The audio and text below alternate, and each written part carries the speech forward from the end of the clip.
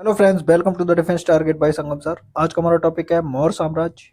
अगर आप चैनल पर पहली बार विजिट कर रहे हैं तो चैनल को सब्सक्राइब कर लीजिएगा, जिससे आने वाली वीडियो का नोटिफिकेशन आपको मिलता रहे। तो जो भी मैं इस वीडियो में मौर्य साम्राज्य के क्वेश्चन कराने वाला हूँ एग्जाम में, उससे बाहर कोई भी क्वेश्चन आपको देखने को नहीं मिलेगा, इसलिए इस वीडियो को बड़ा ध्यान से देखिएगा। तो let's start our topic Maurya साम्राज्य, जिसका कार्यकाल है 322 ईसा पूर्व से 184 ईसा पूर्व तक मौर्य साम्राज्य रहा था। तो इसमें पहला टॉपिक हमारा आता है चंद्रगुप्त मौर्य के बारे में। पहले शासक, मौर्य साम्राज्य का पहला शासक कौन था? तो आप बताएंगे चंद्रगुप्त मौर्य। ये क्वेश्चन डायरेक्टली यहां से बन जाता है। तो पहला क्वेश्चन हमारे पास आता है, मौर्य राजवंश की स्थापना किसने की थी? तो आप बताएंगे चंद्रगुप्त मौर्य ने की थी। दूसरा क्वेश्चन बनता है, नंद वंश के पतन के पश्चात मगध पर किस वंश ने शासन सत्ता स्थापित किया था? तो आप बताएंगे मौर्य ने। किसने? मौर्य ने। अगला है, चंद्रगुप्त मौर्य का गुरु कौन था जिसने उसे शिक्षा दीक्षा देकर एक भारत का सम्राट बनाया? तो चाणक्य। चंद्रगुप्त के गुरु का नाम क्या था? चाणक्य। चाणक्य ने चंद्रगुप्त मौर्य को सभी कलाओं तथा विद्याओं की शिक्षा कहां पर दी थी? तो आप बताएंगे तक्षशिला में दी थी। कहां पर? तक्षशिला में दी थी। फिर आता है नेक्स्ट क्वेश्चन आपके पास, चाणक्य ने चंद्रगुप्त मौर्य के किस खेल को खेलते देखकर प्रभावित हुए थे, जिसके परिणाम स्वरूप चाणक्य ने चंद्रगुप्त मौर्य को शिकारी से खरीद लिया था? तो राजकीलम खेल। कौन सा? राजकीलम खेल को खेलते हुए देखा था। अगला है, चंद्रगुप्त मौर्य का राज्यारोहण कब हुआ? तो आप बताएंगे 322 ईसा पूर्व में चंद्रगुप्त मौर्य का राज्यारोहण हुआ था, मतलब राजा बना था। चंद्रगुप्त मौर्य के साम्राज्य की राजधानी कहां पर स्थित थी? तो आप बताएंगे पाटलिपुत्र में चंद्रगुप्त मौर्य की राजधानी थी। अगला क्वेश्चन आता है, सर्वप्रथम किसने भारत को राजनीतिक रूप में एकबद्ध किया था? तो आप बताएंगे चंद्रगुप्त मौर्य ने किया था। कई बार एग्जाम में पूछा गया है क्वेश्चन। फिर अगला क्वेश्चन आता है, भारत का प्रथम ऐतिहासिक सम्राट किसे माना जाता है? तो आप बताएंगे चंद्रगुप्त मौर्य को भारत का प्रथम ऐतिहासिक सम्राट माना जाता है। अगला यहाँ पर होता है, चंद्रगुप्त मौर्य की उत्पत्ति के संदर्भ में मत क्या क्या थे? तो उसको देखते हैं। तो पहला क्वेश्चन यहाँ से बनता है, किस ग्रंथ में चंद्रगुप्त मौर्य को नंदराज का पुत्र कहा गया है? तो मुद्रा राक्षस में कहा गया है। किसमें? मुद्रा राक्षस में। विशाख दत्त कृत मुद्रा राक्षस में चंद्रगुप्त मौर्य को किस वर्ण का माना गया है? तो आप बताएंगे वृषल अथवा कुलहीन। क्या? वृषल अथवा कुलहीन माना गया है। अब कई बार ये क्वेश्चन पूछा गया, मुद्रा राक्षस पुस्तक किसने लिखी? तो आप बताएंगे विशाख दत्त ने लिखी है। तो यहां से भी क्वेश्चन बन जाते हैं। हेमचंद्र कृत परशिष्ट पर्वन में चंद्रगुप्त मौर्य को किसका पुत्र बतलाया गया है? तो आप बताएंगे मयूर पोषक की मुखिया की पुत्री का पुत्र बताया गया। किसा? मयूर पोषक की मुखिया की पुत्री का पुत्र बताया गया। किसने? हेमचंद्र द्वारा लिखी गई पुस्तक परशिष्ट पर्वन में। ठीक है। नेक्स्ट है, क्षेमेंद्र कृत बृहत्कथामंजरी बृहत कथा मंजरी तथा सोमदेव द्वारा कृत कथा साहित्य सागर। सोमदेव ने कौन सी लिखी है? कथा साहित्य सागर। और क्षेमेंद्र ने कौन सी लिखी है पुस्तक? बृहत कथा मंजरी। ठीक है। इन दोनों पुस्तकों में चंद्रगुप्त मौर्य की उत्पत्ति किस वर्ड से मानी गई है? तो आप बताएंगे शूद्र वर्ड से मानी गई है। किससे? शूद्र वर्ड से। अगला क्वेश्चन बनता है, बौद्ध ग्रंथ महाबोधि वंश में चंद्रगुप्त मौर्य को किस कुल का बहुत बतलाया गया है? तो आप बताएंगे राजकुल का बतलाया गया है। किसका? राजकुल का। तो अलग अलग पुस्तकों में अलग अलग वर्ड बताए गए, उनको देख लीजिएगा। अब चंद्रगुप्त मौर्य के संदर्भ में विदेशी मत क्या क्या थे उसको देखते हैं। तो पहला है, एरियन तथा प्लूटार्क ने चंद्रगुप्त मौर्य की पहचान किस रूप में वर्णित की है? तो आप बताएंगे एंड्रोकोटस के रूप में। किसमें? एंड्रोकोटस। किसको बोला गया है? तो आप बताएंगे चंद्रगुप्त मौर्य को विदेशियों ने तो एंड्रोकोटस बताया है। नेक्स्ट देखते हैं, विलियम जोन्स ने चंद्रगुप्त मौर्य की पहचान किस रूप में वर्णित की है? तो आप बताएंगे सेंड्रोकोटस। सेंड्रोकोटस के रूप में किसने की है? विलियम जोन्स ने। नेक्स्ट है, सेंड्रोकोटस तथा एंड्रोकोटस नामों का तादात्म्य चंद्रगुप्त मौर्य के साथ किससे स्थापित किया जाता है? तो विलियम जोन्स से किया जाता है। किसने? विलियम जोन्स से। अगला क्वेश्चन यहां से आता है, सेंड्रोकोटस चंद्रगुप्त मौर्य और सिकंदर महान की भेंट का उल्लेख किसने किया है? तो जस्टिन या प्लूटार्क ने। किसने? जस्टिन और प्लूटार्क ने किया है। नेक्स्ट है, चंद्रगुप्त मौर्य की सेना को किसने डाकुओं का गिरोह कहा है? तो जस्टिन ने कहा है। किसने? चंद्रगुप्त मौर्य की सेना को किसने डाकुओं का गिरोह कहा? तो जस्टिन ने कहा है। अब आता है नेक्स्ट क्वेश्चन हमारे पास।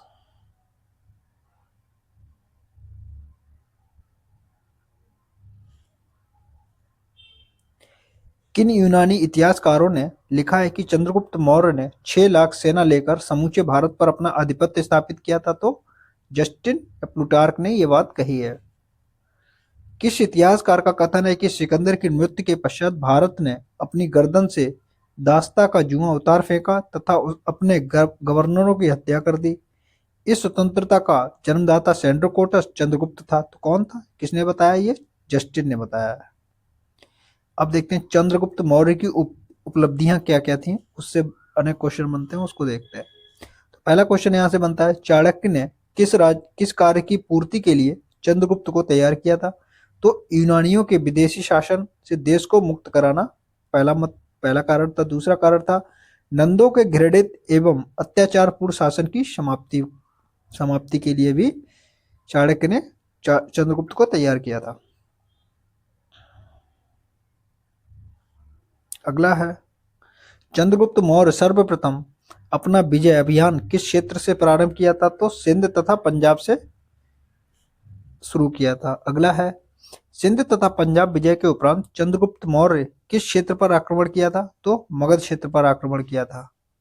फिर अगला क्वेश्चन आता है, चंद्रगुप्त मौर्य के मगध पर आक्रमण के समय मगध साम्राज्य का शासक कौन था? तो आप बताएंगे धनानंद था। कौन? धनानंद था।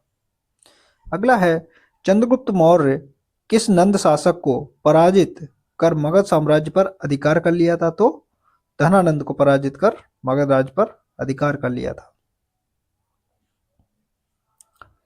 किस यूनानी इतिहासकार ने उल्लेख किया है कि सेल्यूकस ने सिंधु नदी पार कर चंद्रगुप्त मौर्य से युद्ध किया था? तो एपियानस। किसने? एपियानस ने बताया है। नेक्स्ट है, सिकंदर के साम्राज्य के पूर्वी भाग के शासक सिकंदर बाण के साम्राज्य के पूर्वी भाग के शासक सेल्यूकस की आक्रमणकारी सेना को चंद्रगुप्त मौर्य ने किस वर्ष परास्त किया था? तो 305 में सेल्यूकस निकेटर की सेना को पराजित किया था चंद्रगुप्त मौर्य ने। अब अगला क्वेश्चन आता है, चंद्रगुप्त मौर्य तथा सेल्यूकस के मध्य संधि की शर्तें क्या क्या थी? तो पहली शर्त थी, सेल्यूकस ने चंद्रगुप्त मौर्य को अराकोसिया मतलब कंधार, पेरोपनिसियाइड काबुल, एरिया हेरात और जेंड्रोसिया मकरान तट प्रदेश को दे दिया था। दूसरा है, सेल्यूकस ने अपनी पुत्री हेलेना का विवाह चंद्रगुप्त मौर्य से कर दिया। एपियानस तथा स्ट्रैबो ने यह विवरण दिया है। इस प्रथम अंतर्राष्ट्रीय विवाह की संभावना को सर्वप्रथम विंसेंट स्मिथ ने लिपिबद्ध किया था। फिर अगला क्वेश्चन आता है, चंद्रगुप्त मौर्य ने अपनी तरफ से 500 लड़ाकू हाथी सेल्यूकस को उपहार में दिए थे। नेक्स्ट है, सेल्यूकस ने मेगस्थनीज नामक एक राजदूत को अराकोसिया या कांधार से चंद्रगुप्त मौर्य के दरबार में भेजा था, जो भारत आने वाला प्रथम विदेशी राजदूत था। नेक्स्ट देखते हैं, मुद्रा राक्षस ग्रंथ में भी चंद्रगुप्त मौर्य के सेल्यूकस से युद्ध का तथा हेलेना से विवाह का विवरण मिलता है। तो ये तो फैक्ट्स हो गए। अगला देखते हैं, चंद्रगुप्त मौर्य का साम्राज्य का विस्तार देखते हैं। तो पहला पॉइंट यहाँ जस्टिन के विवरण से पता चलता है कि संपूर्ण भारत उसके अधिकार में था। दूसरा विवरण हमको पता चलता है, चंद्रगुप्त मौर्य का विशाल साम्राज्य उत्तर पश्चिम में ईरान की सीमा से लेकर दक्षिण में उत्तरी कर्नाटक तक फैला हुआ था। फिर अगला पॉइंट इसमें आता है, पूर्व में मगध से लेकर पश्चिम में सौराष्ट्र तथा सोपरा तक का संपूर्ण प्रदेश उसके राज्य के अधीन था। ये विस्तार था चंद्रगुप्त मौर्य का साम्राज्य का। स्मिथ के अनुसार हिंदुकुश पर्वत भारत की वैज्ञानिक सीमा था। यूनानी लेखक इसे पेरोपिनीशियस तथा इंडियन काकेसस कहते थे। चंद्रगुप्त मौर्य से संबंधित प्रश्नों को देखते हैं। तो पहला प्रश्न बनता है, किस मौर्य सम्राट ने दक्कन की विजय प्राप्त की थी? तो आप बताएंगे चंद्रगुप्त मौर्य ने दक्कन की विजय प्राप्त की थी। दूसरा है, मालवा, गुजरात एवं महाराष्ट्र को किस मौर्य शासक ने पहली बार जीता था? तो आप बताएंगे चंद्रगुप्त मौर्य ने पहली बार जीता था। फिर अगला क्वेश्चन आता है, वह कौन सा अभिलेख है जिससे यह प्रमाणित होता है कि चंद्रगुप्त का प्रभाव पश्चिम भारत पर भी था। तो रुद्रदामन का जूनागढ़ अभिलेख शिलालेख में ये पता चलता है। रुद्रदामन का जूनागढ़ शिलालेख में ये पता चलता है। नेक्स्ट है, गुजरात चंद्रगुप्त मौर्य के साम्राज्य में सम्मिलित था। यह किस अभिलेख से प्रमाणित होता है? तो आप बताएंगे रुद्रदामन के जूनागढ़ शिलालेख से यह प्रमाणित होता है। अगला है, जल की आवश्यकता को ध्यान में रखते हुए जिस प्रथम शासक ने गिरनार क्षेत्र में एक झील का निर्माण कराया था, तो वह कौन था? चंद्रगुप्त मौर्य ने गिरनार क्षेत्र में एक झील का निर्माण करवाया था। किस अभिलेख से सूचना मिलती है कि चंद्रगुप्त मौर्य ने पश्चिमी भारत के सौराष्ट्र तक प्रदेश जीतकर अपने प्रत्यक्ष शासन का अंतर्गत कर लिया था? तो ये रुद्रदामन के गिरनार अभिलेख 150 ईस्वी के अनुसार पता चलता है। फिर अगला क्वेश्चन आता है आपके पास, किस अभिलेख से ज्ञात होता है कि पुष्यगुप्त वैश्य सौराष्ट्र प्रांत का प्रांतपति था? तो गिरनार अभिलेख से पता चलता है। नेक्स्ट है, चंद्रगुप्त मौर्य का सौराष्ट्र प्रांत का राज्यपाल कौन था? तो आप बताएंगे पुष्यगुप्त वैश्य था। कौन? पुष्यगुप्त वैश्य। सौराष्ट्र प्रांत में सुदर्शन नामक झील का निर्माण किसने करवाया था? तो आप बताएंगे पुष्यगुप्त वैश्य ने करवाया था। किसने? पुष्यगुप्त वैश्य ने। नेक्स्ट है, चंद्रगुप्त मौर्य के दक्षिण भारत विजय के संदर्भ में जानकारी कहाँ से मिलती है? तो अशोक के अभिलेखों से तथा जैन तथा तमिल स्रोतों से हमको यह जानकारी मिलती है। अगला क्वेश्चन आता है यहां से, भारत का वह कौन सा प्रथम साम्राज्य था जिसकी सीमा समुद्र से समुद्र तक, बंगाल की खाड़ी से अरब सागर तक विस्तृत थी? तो आप बताएंगे मौर्य साम्राज्य की सीमा। नेक्स्ट है, कौन सी साहित्यिक कृति विस्तार पूर्वक वर्णित करती है कि नंदों को चंद्रगुप्त मौर्य और कौटिल्य ने मिलकर खदेड़ा था? तो विशाख दत्त का मुद्रा राक्षस में यह बताया गया है। अगला है, वह कौन सा मौर्य राजा था जिसने अपने राजमुकुट को त्याग कर जैन धर्म को स्वीकार कर लिया था? तो वो चंद्रगुप्त मौर्य ही थे जिन्होंने जैन धर्म स्वीकार कर लिया था। नेक्स्ट है, किस विदेशी यात्री ने चंद्रगुप्त मौर्य की राज्यसभा में प्रवेश किया था? तो आप बताएंगे मेगस्थनीज। कौन? मेगस्थनीज। नेक्स्ट है, चंद्रगुप्त मौर्य ने किससे जैन धर्म की दीक्षा ली थी? तो आप बताएंगे भद्रबाहु से ली थी। अगला है, चंद्रगुप्त मौर्य के धार्मिक गुरु कौन थे? तो आप बताएंगे भद्रबाहु थे। चंद्रगुप्त मौर्य की एक पत्नी सेल्यूकस निकेटर की पुत्री थी, उसका नाम हेलेना था। क्या था? हेलेना था। अब अगला क्वेश्चन देखते हैं,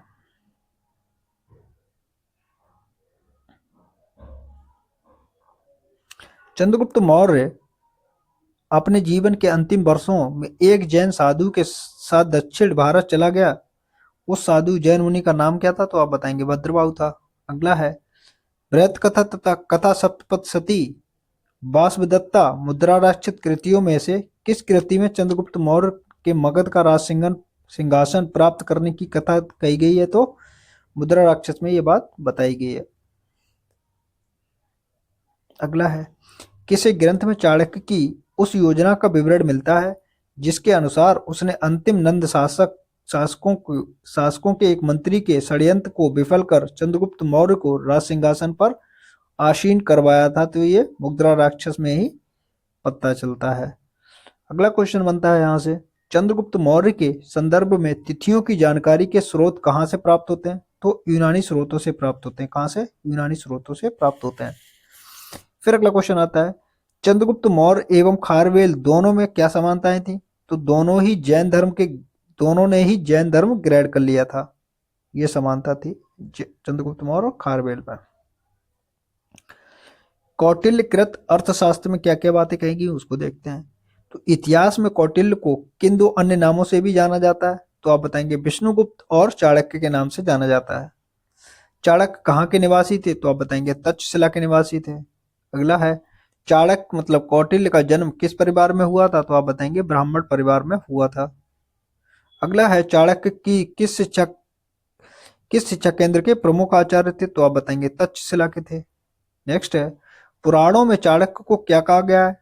तो द्विज श्रेष्ठ ब्राह्मण कहा गया है। क्या? श्रेष्ठ ब्राह्मण कहा गया है। द्विज सर्व। कौटिल्य ने राज शासन के ऊपर किस ग्रंथ की रचना की थी? तो अर्थशास्त्र की थी। नेक्स्ट है, कौटिल्यकृत अर्थशास्त्र की विषय वस्तु क्या थी? तो शासन के सिद्धांत बताए गए हैं उसमें। अगला है, कौटिल्य के अर्थशास्त्र में किस पहलू पर प्रकाश डाला गया है? तो आप बताएंगे राजनीतिक नीतियों के संदर्भ में प्रकाश डाला गया है।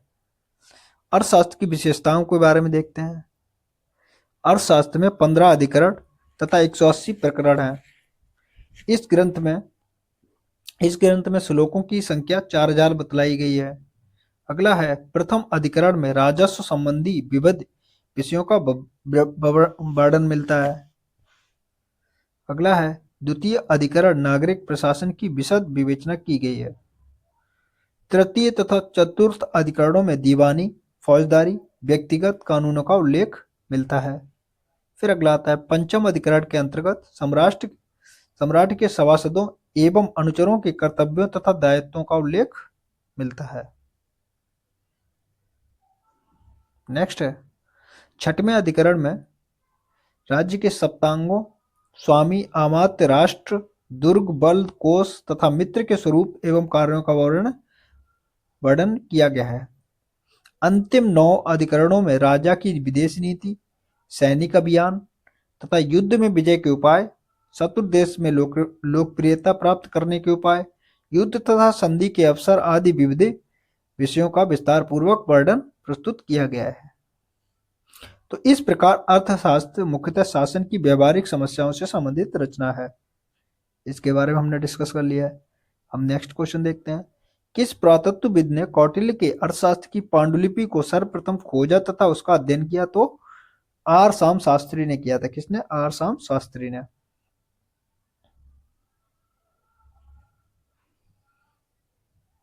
अर्थशास्त्र से संबंधित प्रश्नों को देखते हैं। कौटिल्यकृत अर्थशास्त्र की तुलना किस यूरोपीय विद्वान की पुस्तक से की जाती है? तो मैकियावेलीकृत प्रिंस से की जाती है। किसका? मैकियावेलीकृत प्रिंस से। अगला है, राज्य के सप्तांग सिद्धांत के अनुसार राज्य का 7वां अंक कौन सा था? तो मित्र था। क्या? मित्र। अर्थशास्त्र के अनुसार मौर्य काल में शासकीय कर्मचारियों के अधिकतम और न्यूनतम वेतन का अनुपात कितना था? 48,000 पड़ से 60 पड़ तक। नेक्स्ट देखते हैं। कौटिल्य के अर्थशास्त्र के अनुसार स्थानीय किसकी प्रशासनिक इकाई थी? तो 800 ग्रामों की 800 ग्रामों की। किस विद्वान ने अपने ग्रंथ में मुद्रा जालसाजों को संदर्भित किया है? तो कौटिल्य के अर्थशास्त्र में बताया गया है। वह कौन सी पहली पुस्तक थी जो अधिकारियों को वेतन के रूप में नगद देने का सुझाव देती थी? तो अर्थशास्त्र में बताया गया है। अगला है, अर्थशास्त्र में उल्लेखित सीता अध्यक्ष किस विभाग के अध्यक्ष होते? तो कृषि से संबंधित अध्यक्ष को सीता अध्यक्ष बोला जाता था। अगला है, कौटिल्य के अनुसार कष्टक शोधन का संबंध किससे था? तो आप बताएंगे फौजदारी न्यायालय से था। किससे? फौजदारी न्यायालय से। नेक्स्ट है, कौटिल्य के अर्थशास्त्र में बड़े संस्था शब्द का संबंध किससे है? तो आप बताएंगे गुप्तचर व्यवस्था से है। अगला है, कौटिल्यकृत अर्थशास्त्र के अनुसार राजा की ओर से सिक्के डलवाने वाले अधिकारी को क्या संज्ञा दी गई थी? तो आप बताएंगे लक्षणाध्यक्ष। क्या? लक्षणाध्यक्ष बोला गया था। अगला है, कौटिल्यकृत अर्थशास्त्र में उल्लिखित अंतपाल नामक अधिकारी का क्या कर्तव्य था? तो आप बताएंगे मार्गों से था। नेक्स्ट है, किस संदर्भ में चंद्रगुप्त मौर्य की परिषद का उल्लेख किया गया है? तो अर्थशास्त्र में किया गया है। किसमें? अर्थशास्त्र में। अगला है, किस विद्वान ने अर्थशास्त्र का टीका लिखी है? अर्थशास्त्र पर टीका किसने लिखी है? तो भट्ट स्वामी ने लिखी है। किसने? भट्ट स्वामी ने। भट्ट स्वामी ने अर्थशास्त्र पर टीका किस नाम से लिखी है? तो आप बताएंगे प्रतिपदा पंचिका नाम से। क्या? प्रतिपदा पंचिका नाम से उन्होंने टीका लिखी है। अगला देखते हैं क्वेश्चन। अर्थशास्त्र में पूर्व विन्यास से स्पष्टतः निर्दिष्ट होता है कि औद्योगिक एवं व्यापारिक वर्गों को कहां पर स्थान दिया गया था? तो नगर में विशेष स्थान दिया गया था। कौटिल्य द्वारा प्रयुक्त धर्मस्थीय शब्द से क्या तात्पर्य है? तो न्यायालय से है। किससे? न्यायालय से। अर्थशास्त्र के अनुसार सेना में किस वर्ण के लोग सम्मिलित होने चाहिए? तो क्षत्रिय, शूद्र, वैश्य और ब्राह्मण चारों लोग सम्मिलित होने चाहिए थे। अगला क्वेश्चन आता है आपके पास।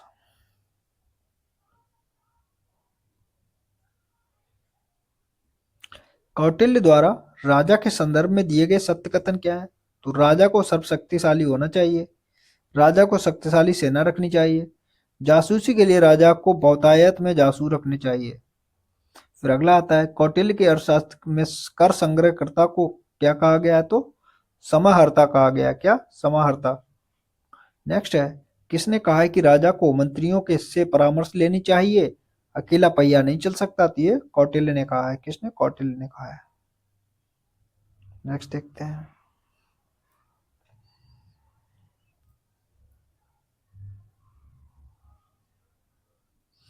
अर्थशास्त्र में किसने वर्णित किया है कि मौर्यों के शासनकाल में जहाज रानी पर राज्य का एकाधिकार था? तो कौटिल्य। कौटिल्य के। अगला है, अपने ऊपर आश्रित बच्चों एवं पत्नी की समुचित व्यवस्था किए बिना बिच्छू बनने वालों के लिए किसने दंड के विधान बात की थी? तो कौटिल्य ने की थी। किसने? कौटिल्य ने। कौटिल्य के अर्थशास्त्र में वर्णित प्रलय कर से क्या तात्पर्य है? तो एक आपात कर था। अगला है, कौटिल्य के अनुसार सर्वाधिक ब्याज दर किस किससे वसूल किया जाता था? तो समुद्र मार्ग के व्यापारियों से वसूल किया जाता था। फिर अगला क्वेश्चन आता है, कौटिल्य के अर्थशास्त्र में राजा को क्या परामर्श दिया गया था? तो सभी के प्रति उदार होना चाहिए, राजा को सभी के प्रति उदार होना चाहिए। फिर अगला पॉइंट आता है, कौटिल्य के अर्थशास्त्र में किस विषय के संदर्भ में न्यूनतम जानकारी प्राप्त होती है? तो व्यापार मार्ग के संदर्भ में न्यूनतम जानकारी प्राप्त होती है। फिर अगला क्वेश्चन आता है, प्राचीन भारतीय राजनय के संदर्भ में कौटिल्यकृत अर्थशास्त्र में राज्य के कितने अंगों का उल्लेख किया गया? तो 7 अंग होते हैं राज्य के। इसका उल्लेख कौटिल्यकृत अर्थशास्त्र में बताया गया। मेगास्थनीज कृत इंडिका में क्या क्या बातें कहेंगी उसको देखते हैं। तो पहला पॉइंट, मेगास्थनीज कृत इंडिका में लिखा है, मेगास्थनीज सेल्यूकस निकेटर द्वारा चंद्रगुप्त मौर्य की राज्यसभा में भेजा गया यूनानी राजदूत था। नेक्स्ट है, मेगास्थनीज चंद्रगुप्त मौर्य की राज्यसभा में 304 से 299 ईसा पूर्व तक रहा। नेक्स्ट है, भारत में रहकर उसने जो देखा सुना उसे इंडिका नामक अपनी पुस्तक में लिपिबद्ध किया। फिर अगला आता है पॉइंट, मेगास्थनीज की इंडिका के अंश का उद्धरण यूनानी रोमी लेखक एरियन, स्ट्रैबो, प्लिनी की रचनाओं में भी मिलते हैं। नेक्स्ट है, मेगास्थनीज के अनुसार भारतीय समाज में 7 वर्ग थे: दार्शनिक, कृषक, शिकारी, व्यापारी, योद्धा, निरीक्षक और सभासद। मेगास्थनीज के अनुसार भारतीय यूनानी देवता डियोनोसियस तथा हेराक्लीज की पूजा करते थे। डियोनेसियस शिव को बोला गया है, हेराक्लीस कृष्ण की पूजा बताया है। अब देखते हैं पाटलिपुत्र की क्या क्या विशेषताएं थी उसको देखते हैं। मेगास्थनीज ने पाटलिपुत्र का वर्णन इस प्रकार किया है कि यह 80 स्टेडिया मतलब 16 किलोमीटर लंबा तथा 15 स्टेडिया मतलब 3 किलोमीटर चौड़ा था। इसके चारों ओर 185 मीटर चौड़ी तथा 30 हाथ गहरी खाई थी। नगर के चारों ओर एक ऊंची दीवार से घिरा हुआ था। 64 तोरण, 64 द्वार थे, 570 बुर्ज थे। नगर का प्रबंध एक नगर परिषद द्वारा होता था, जिसमें पांच सदस्य वाली 6 समितियां कार्य करती थी। नेक्स्ट, नगर के मध्य में चंद्रगुप्त का विशाल राजप्रासाद स्थित था। मेगास्थनीज के अनुसार भव्यता एवं और शान शौकत से सूजा तथा एक बतना के राजमहल की भी उसकी तुलना नहीं कर सकते थे। इस प्रकार मेगास्थनीज के विवरण के अनुसार चंद्रगुप्त मौर्य के समय की राजनीतिक, सामाजिक और धार्मिक आर्थिक दशा का पर प्रकाश डाला था इसने। नोट में देखते हैं, बिहार में पटना जो कि पाटलिपुत्र के समीप बुलंदी बाग एवं कुम्हरहार में की गई खुदाई से मौर्य काल के लकड़ी के विशाल भवनों के अवशेष प्राप्त प्रकाश में आए हैं। इन्हें प्रकाश में लाने वाले श्रेय स्नूअर स्नू स्पूनर स्पूनर महोदय को है।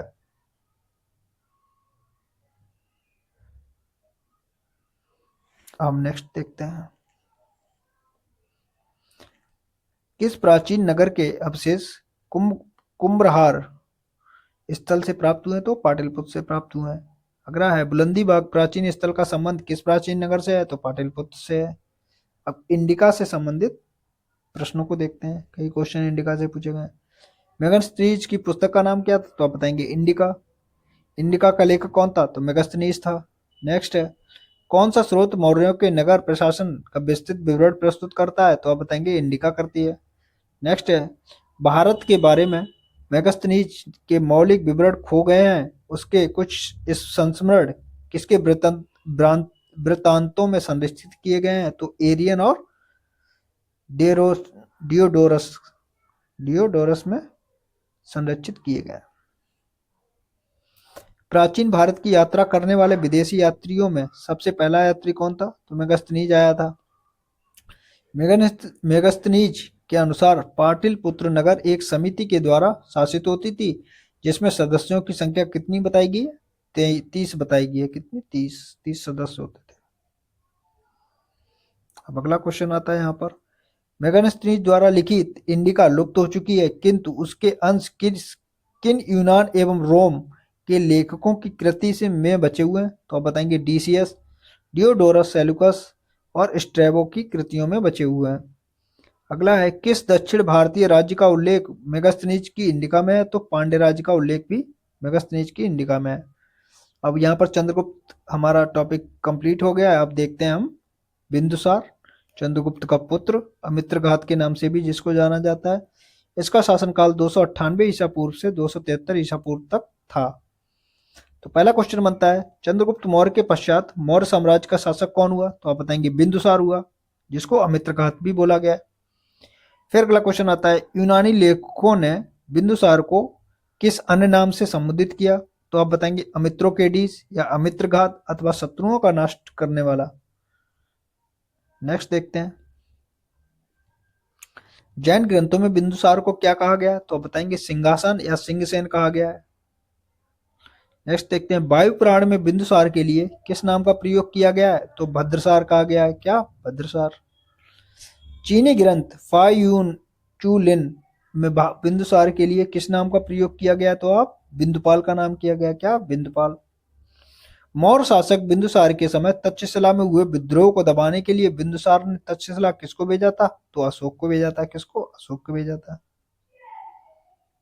नेक्स्ट देखते हैं, सीरिया के राजा एंटियोकस ने किससे राजदूत के रूप में बिंदुसार के दरबार में भेजा था? तो डाईमेकस को बिंदुसार के दरबार में भेजा था।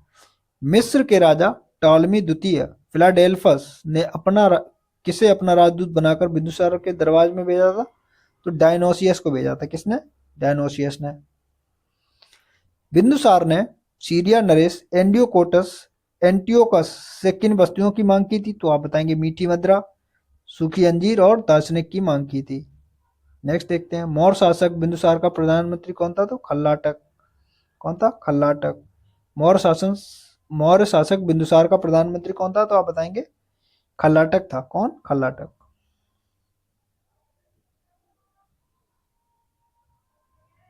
अगला देखते हैं पॉइंट,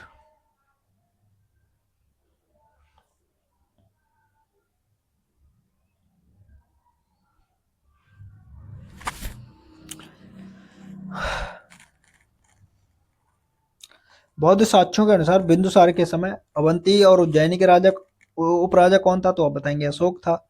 फिर अगला क्वेश्चन बनता है आपके पास, बिंदुसार किस मत के अनुयायी थे? तो आजीवक मत के अनुयायी थे। किसके? आजीवक मत के अनुयायी थे। तो यहाँ पर हमारा चंद्रगुप्त मौर्य और बिंदुसार को हमने कंप्लीट कर लिया है। नेक्स्ट वीडियो में हम सम्राट अशोक के बारे में कंप्लीटली देखेंगे। तो मिलते हैं नेक्स्ट वीडियो में। Thank you for watching.